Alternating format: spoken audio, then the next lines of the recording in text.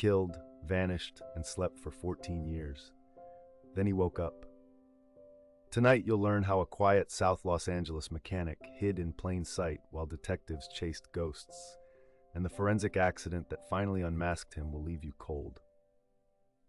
South Central Los Angeles, August 10, 1985.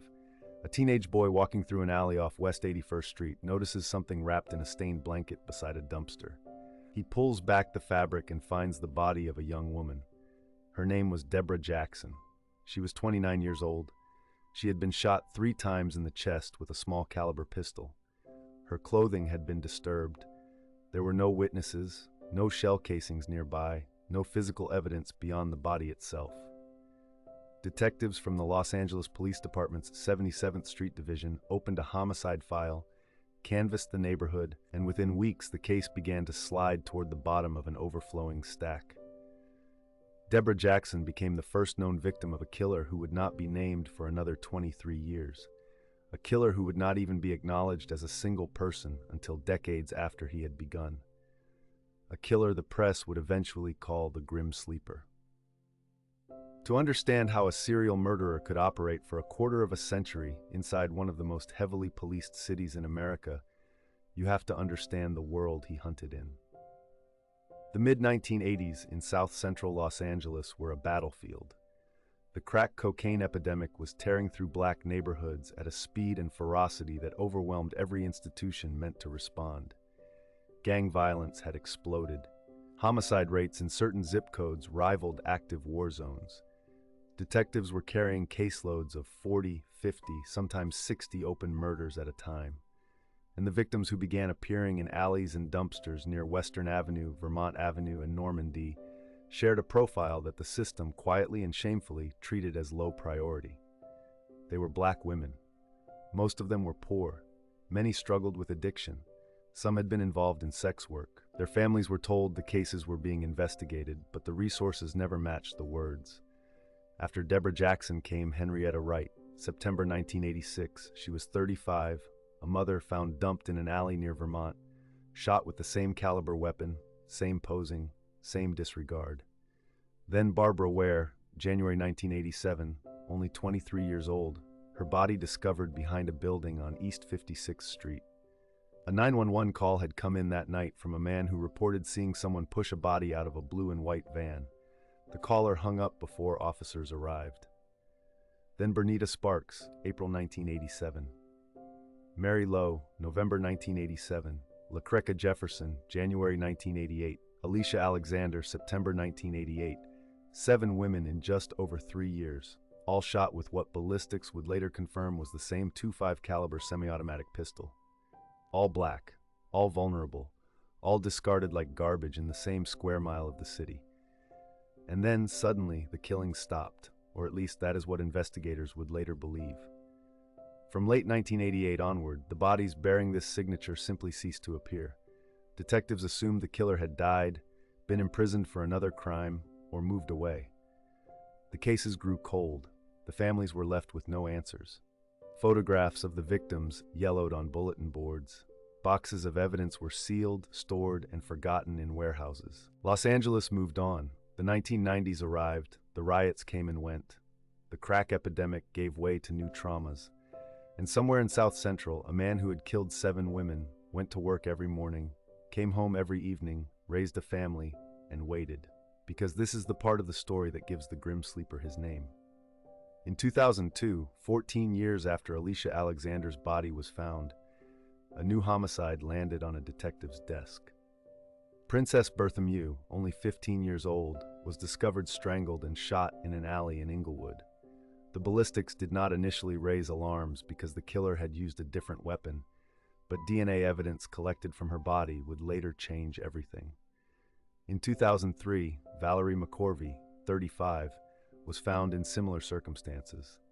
And in January 2007, 25-year-old Janicia Peters was discovered inside a plastic trash bag in a dumpster near 97th Street. She had been shot with a .25 caliber pistol. The same weapon, the same signature, the same hands.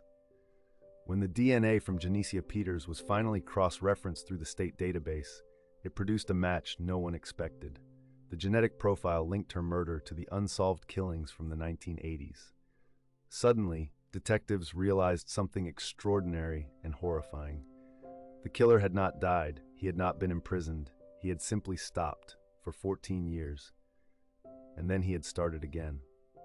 A reporter at LA Weekly named Christine Pelisek broke the story in August 2008, and it was her article that gave the killer the name the world would remember, the Grim Sleeper, a predator who slept through more than a decade of his own bloodlust and then woke up to resume it. The panic in South Central was immediate and justified.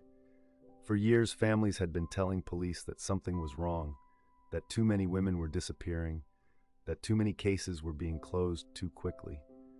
A grassroots organization called the Black Coalition Fighting Back Serial Murders, led by community advocate Margaret Prescott, had been demanding action since the late 1980s.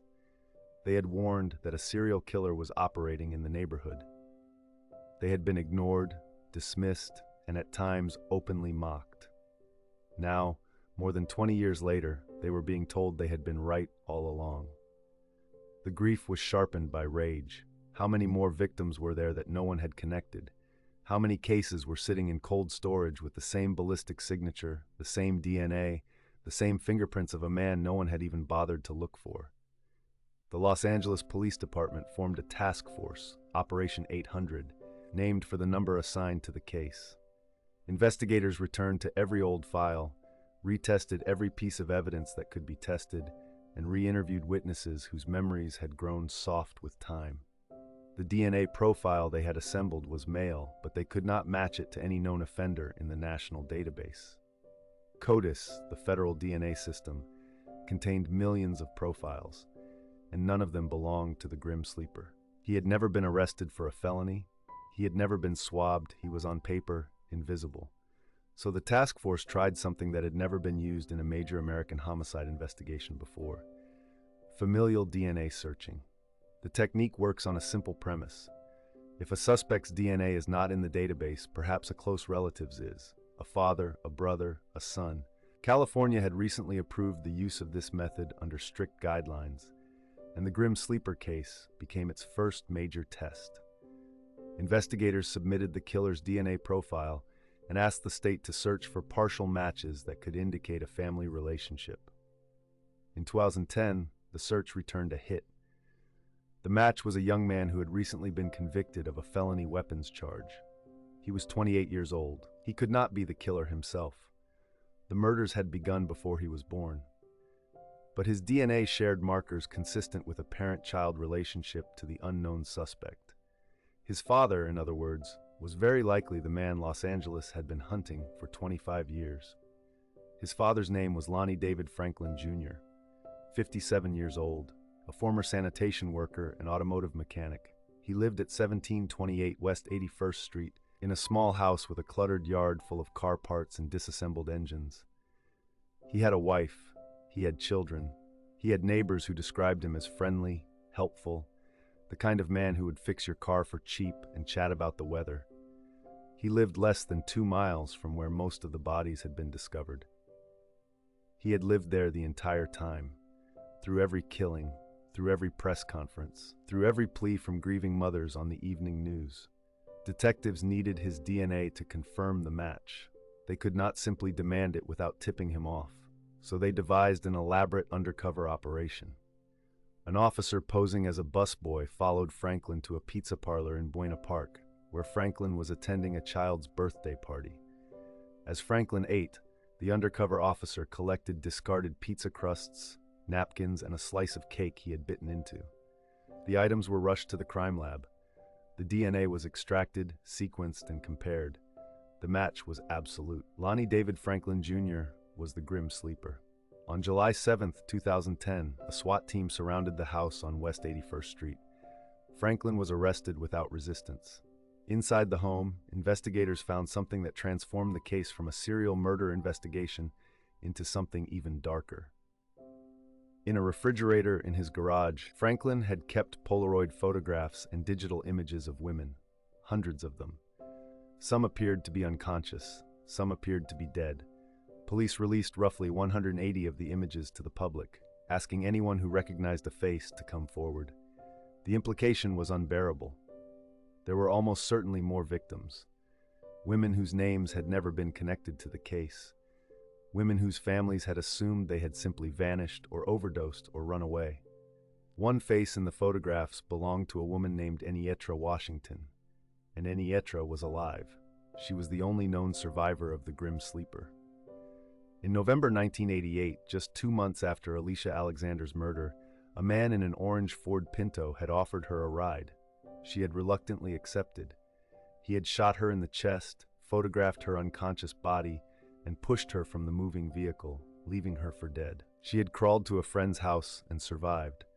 She had given detectives a detailed description and even helped create a composite sketch. The sketch had been filed and forgotten.